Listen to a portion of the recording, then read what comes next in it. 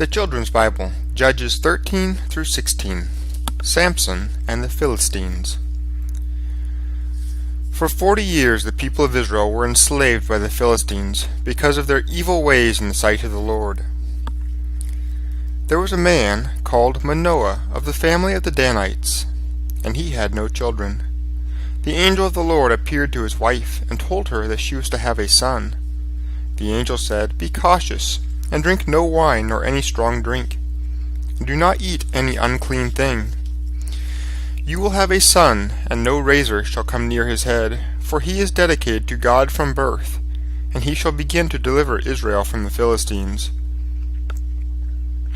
Later the angel appeared to Manoah also, and in due course he and his wife had a son whom they called Samson. Samson grew up tall and strong, and when he was a grown man he went down to Timnath, and saw a daughter of the Philistines, and wanted to make her his wife. At first his parents withheld their accord, for they wished him to marry one of his own people. They did not know that this marriage was part of God's plans to destroy the Philistines. But when Samson insisted, they abided by his wishes. So Samson went to Timnath with his parents, and as he came to the vineyards, a young lion tried to attack him, and he killed it with his bare hands. But he did not tell his father and mother what he had done. He met the Philistine girl, and spoke to her, and she pleased him very much. When he returned again to see her, he turned aside to look for the carcass of the lion which he had killed. And he found it, with a swarm of bees and honey inside. He took out a handful of the honey and ate it, and gave some to his parents, but he did not tell them where it came from. Later on the marriage was arranged, and a wedding feast was prepared. 30 young Philistine men were presented, and Samson said to them, "Here is a riddle for you, and if you can solve it for me within 7 days of the feast, I shall give you 30 sheets and 30 suits of clothes. But if you fail to find the answer, you must give me 30 sheets and 30 changes of clothing." So they said, "Tell us your riddle." Samson said, "Out of the eater came forth meat, and out of the strong came forth sweetness." 3 days passed, and the Philistines had found no answer to the riddle.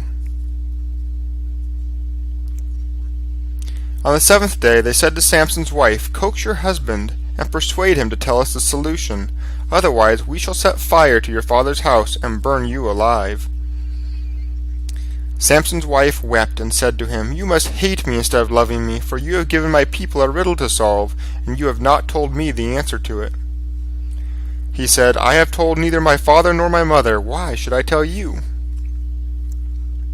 She went on weeping for 7 days, all the time that their feast was going on. At last, on the 7th day, Samson could bear it no longer, and he told her the answer, and she passed it on to her countrymen. Before the sun set on the 7th day, the men of the city said to Samson, "What is sweeter than honey, and what is stronger than a lion?" Samson saw what had happened, and he said, "You would never have found the answer to my riddle, if you had not threatened my wife." He went down to Ashkeloth, and there he killed 30 men, and took their belongings. From these he took 30 suits of clothes, which he gave to the men who had answered the riddle.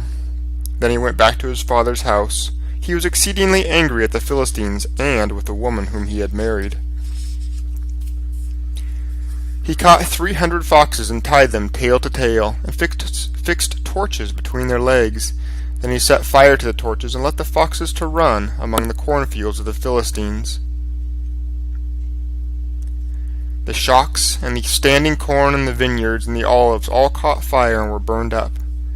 After this the Philistines went up and pitched their camp in Judah at Lehi, and the men of Judah asked them why they had come. The Philistines said, "We have come to capture and punish Samson." Then 3,000 men of Judah went up to the top of the rock Etam and said to Samson, "Do you not know that the Philistines are our overlords? We are going to bind you and give you into their hands." Samson said, "Promise me that you will not yourselves attack me." They said, "No, but we will bind you fast and hand you over to them. but we promise not to kill you." So they bound him with 2 cords and brought him up from the rock. When he came to Lehi, where the Philistines were encamped, they shouted with triumph, but the Spirit of the Lord descended upon Samson, and the cords on his arms became soft as scorched flax, and the fetters fell from his hands. He looked around and saw the clean white jawbone of a donkey, and he picked it up, and with it he killed 1,000 men. Then he threw away the jawbone and called the place Ramoth-Lehi, in memory of his victory. But now he was parched with thirst, and he called on the Lord and said, "Lord, you have granted me this great victory, but must I now die of thirst and fall into the hands of the enemy?" So God touched a hollow place in the rock, and water gushed out of it, so that Samson could drink his fill until his strength returned to him. After that he became a judge in Israel under the Philistines, and he judged the people for 20 years. Samson loved a woman whose name was Delilah. The leaders of the Philistines came to her and said, "Coax him, and learn what gives him his great strength, and by what means we may triumph over him, so that we may bind him and humble him. For this we will give you, each of us, 1,100 pieces of silver." So Delilah said to Samson, "Tell me, I beg you, what gives you your great strength, and how could you be bound to be made helpless?" "If anyone were to bind me with 7 green willow stems that had never been dried, I should be as weak as any other man," Samson told her. Then the leaders of the Philistines brought to her 7 green willow stems which had not been dried, and she bound him with them. Now there were men lying in wait, waiting with her in the room, and she said to Samson, "The Philistines are upon you, Samson." But Samson broke the stems as strands of hemp is broken when it touches the fire. So the secret of his strength was not known. And Delilah said to Samson, "See, you have mocked me and told me lies. Now tell me, I beg you, with what could you be securely bound?" And he said to her, "If they bind me fast with new ropes that have never been used, then I shall be as weak as any other man." Delilah therefore took new ropes and bound him with them, and said to him, "The Philistines are upon you, Samson."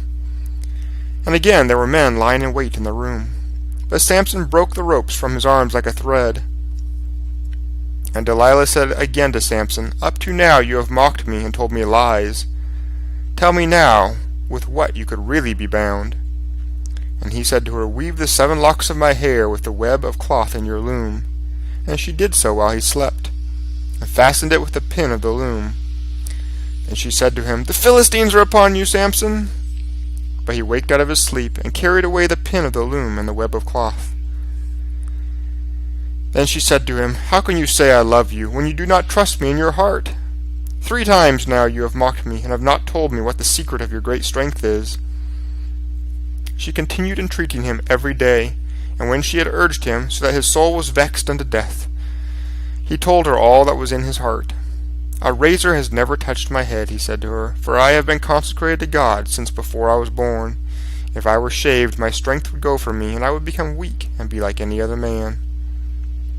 When Delilah saw that he had told her the secret of his heart, she called again for the lords of the Philistines, saying, "Come up once more, for he has told me the secret of his heart." Then the lords of the Philistines came up to her, bringing the money in their hands.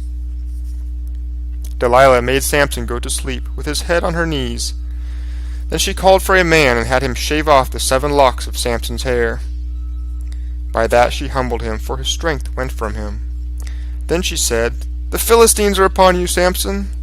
He awoke from his sleep, and said, "I will go out, as I did the other times, and shake myself." For he did not know that the power of the Lord was gone from him. The Philistines quickly took him, and put out his eyes, and took him down to Gaza, and there they bound him with fetters of brass, and made him grind in the prison house. Gradually the hair of his head began to grow again, but the Philistines did not notice. They gathered together to offer a great sacrifice to Dagon their god, and rejoice. They said, "Our God has delivered Samson our enemy into our hands." When they saw Samson, they praised their God, for they said, "Our God has delivered into our hands our enemy, the destroyer of our country, who has slain many of us." It happened that, while the hearts of the people were merry, they said, "Call Samson out, so that he can entertain us." So they brought Samson up out of the prison house and mocked him. When they stood him up between two pillars, Samson said to the boy who held him by the hand, "Let me feel the pillars which support the house, so that I may lean on them." Now the house was full of men and women, and all the leaders of the Philistines were there. There were about 3,000 men and women on the roof, watching while Samson was being mocked. Then Samson called out to the Lord and said, "O Lord God, remember me, I pray you, and strengthen me, that I may take revenge upon the Philistines for my 2 eyes." Then Samson took hold of the 2 middle pillars upon which the house stood and which held it up. He held one with his right hand and the other with his left. And Samson said, "Let me die with the Philistines." And he bowed himself with all of his might. And the house fell upon all the people who were inside. The number he killed at his death was greater than he had killed in his life. Then his brothers and all the household of his father came down and took his body. And they took him home and buried him between Zorah and Eshtaol, in the burying place of Manoah his father.